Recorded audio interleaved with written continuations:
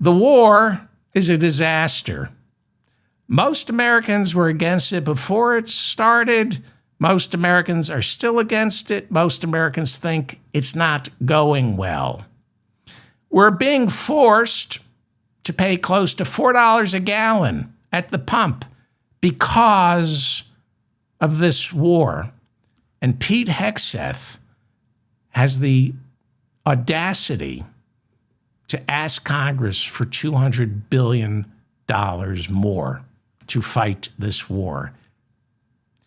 What is especially scary for me is we live in a world where people like Lauren Boebert, Marjorie Taylor Greene, and Matt Gaetz are starting to make sense. Matt Gaetz is now hosting his own show on a 24-hour right-wing cable news station when he's not dodging subpoenas.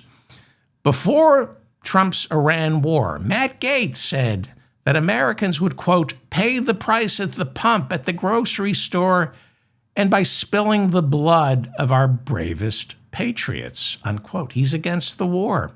Since Trump began bombing Iran, Matt Gaetz said U.S. and Israeli attacks have only succeeded in empowering Iranian hardliners and validating their anti-Western narratives, unquote.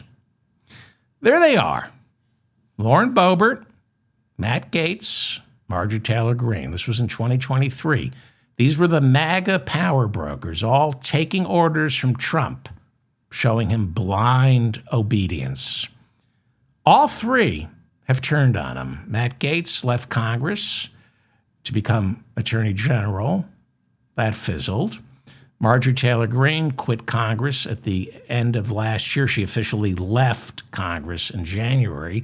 She broke with Trump over the Epstein files, and she was really upset because he refused to do anything about the death threats she started to receive.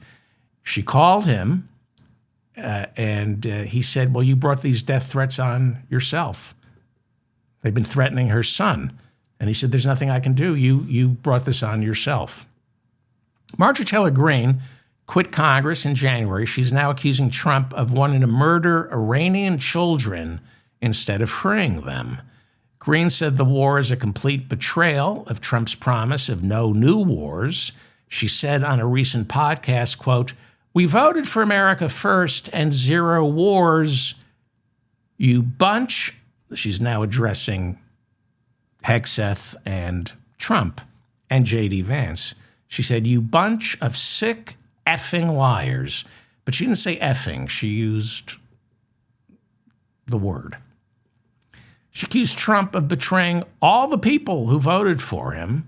Then she suggested this could be all part of Trump trying to create a crisis of convenience. Greene said it's conceivable that he will use the war in Iran as a national emergency, necessitating the canceling of the 2026 midterms. That's Marjorie Taylor Greene. So he's losing his MAGA base. That's what conventional wisdom says. He's lost his MAGA base. Well, yeah, until, of course, they're presented with the alternative. Do you really think he's lost these idiots?